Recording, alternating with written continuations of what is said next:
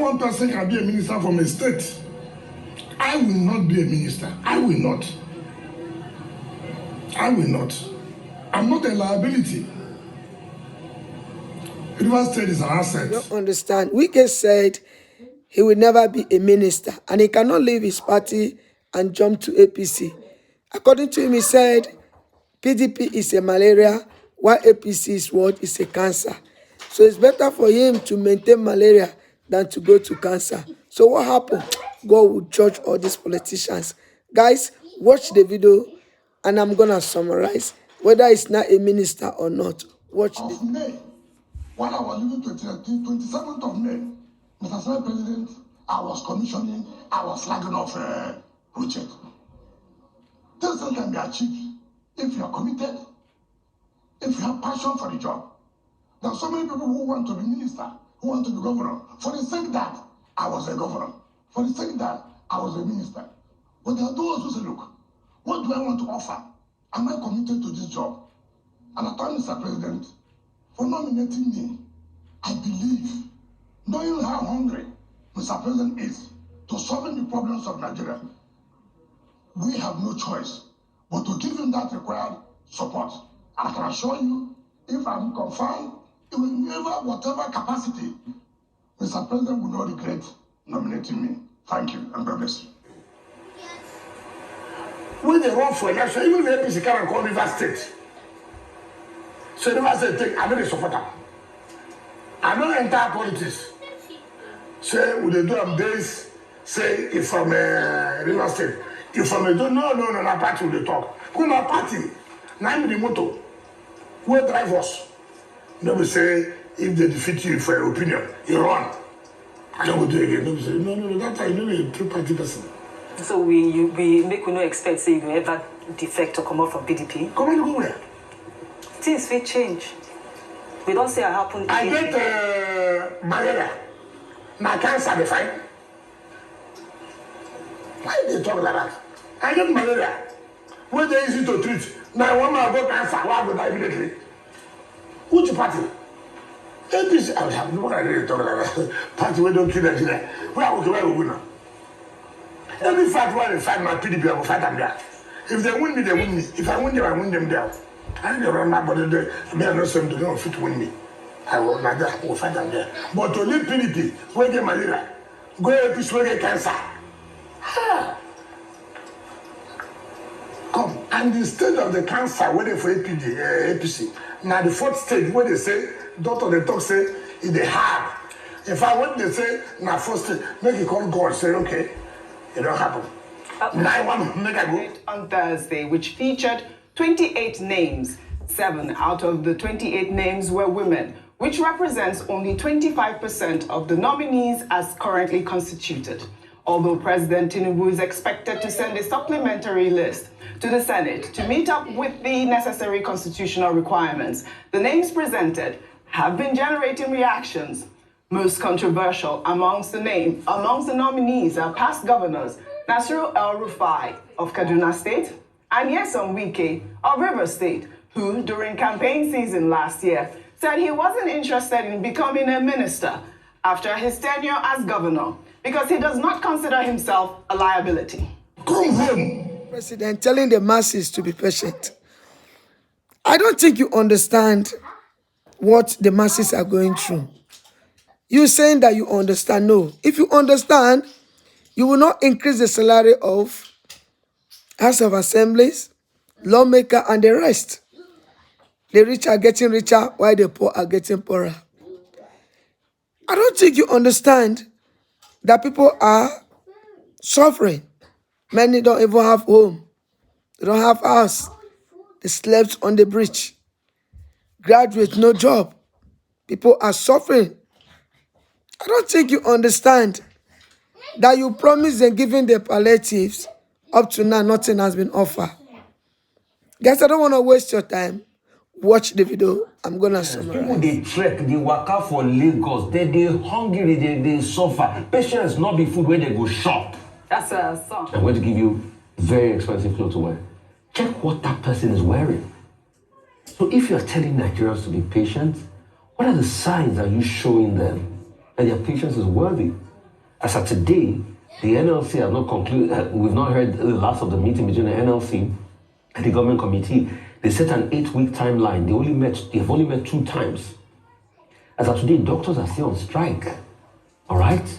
As of today, NLC says the 2nd of August, they're going to start theirs.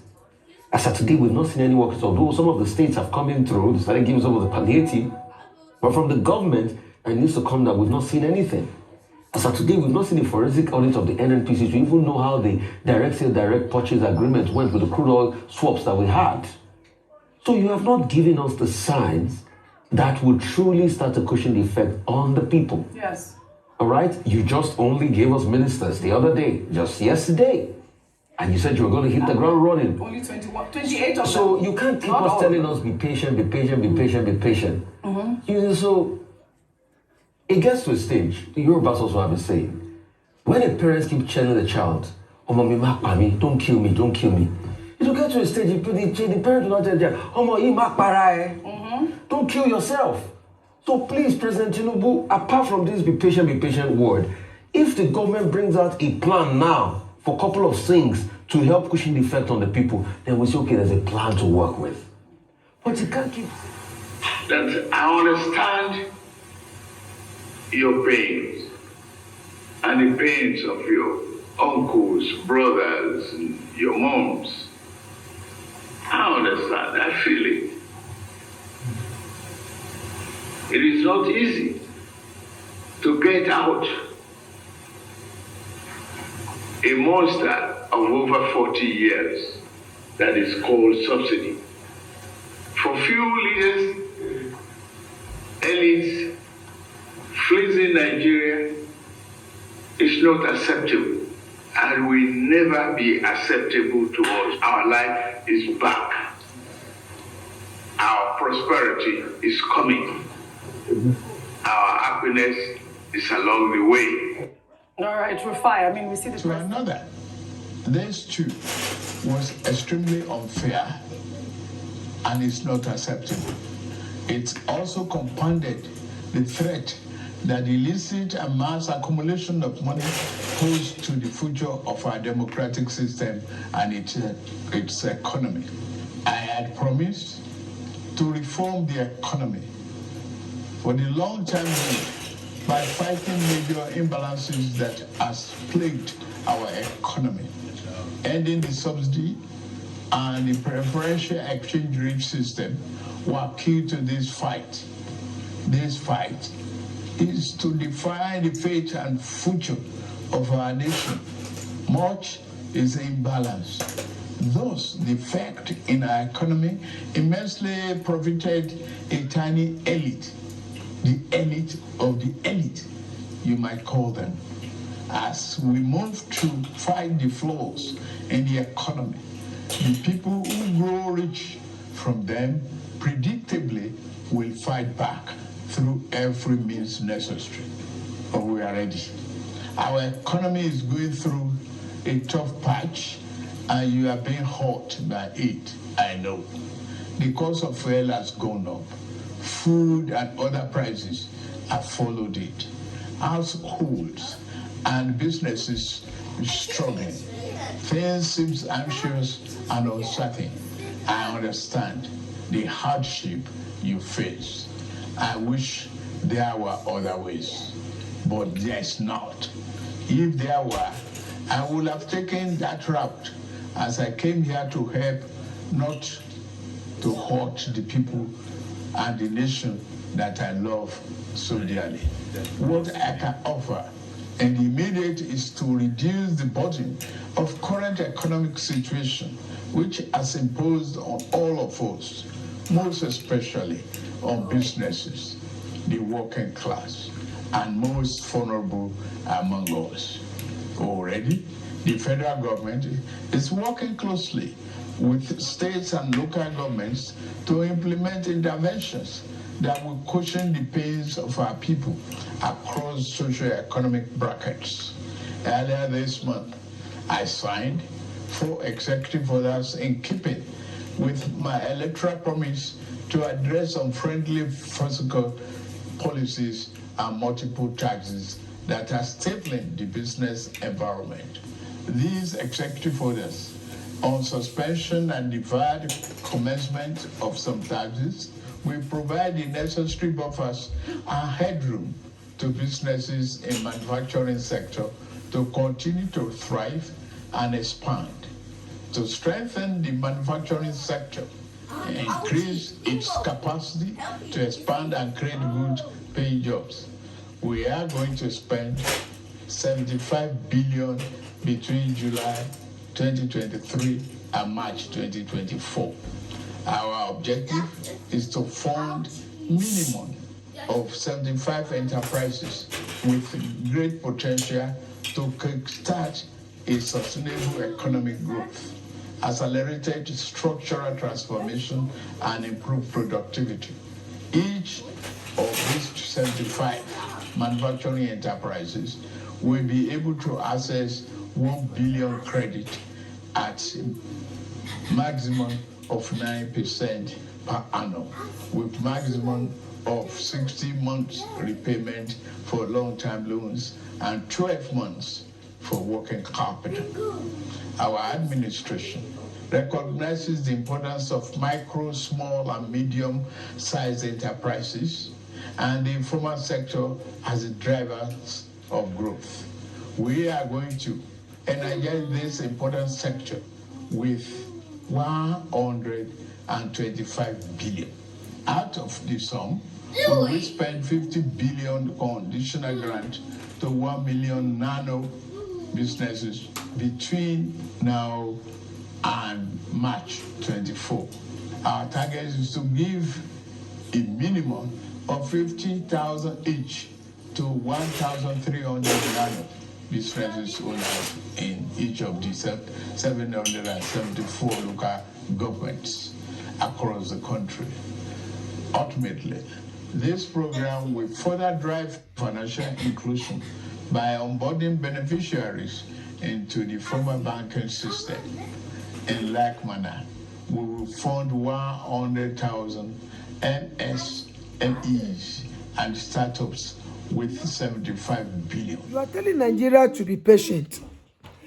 The people you're supposed to tell them to be patient, you refuse to tell them to be patient.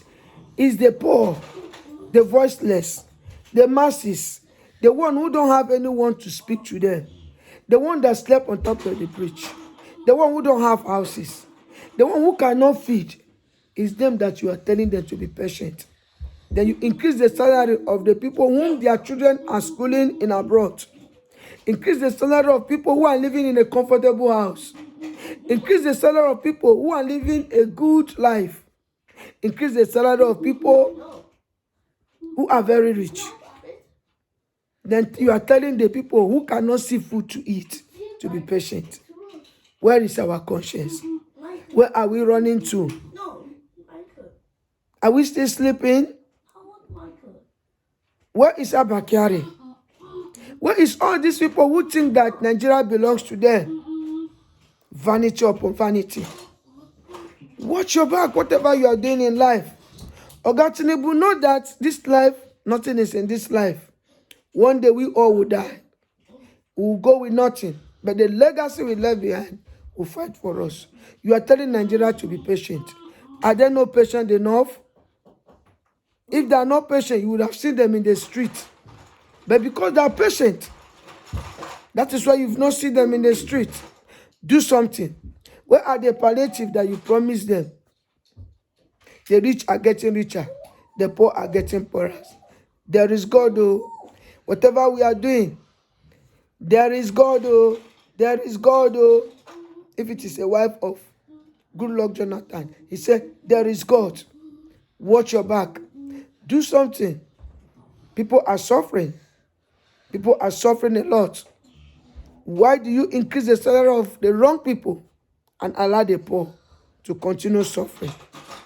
The poor are getting poorer, the rich are getting richer. Guys, let me know your comments in the comment section. Stay tuned and let's keep rolling. One love, guys.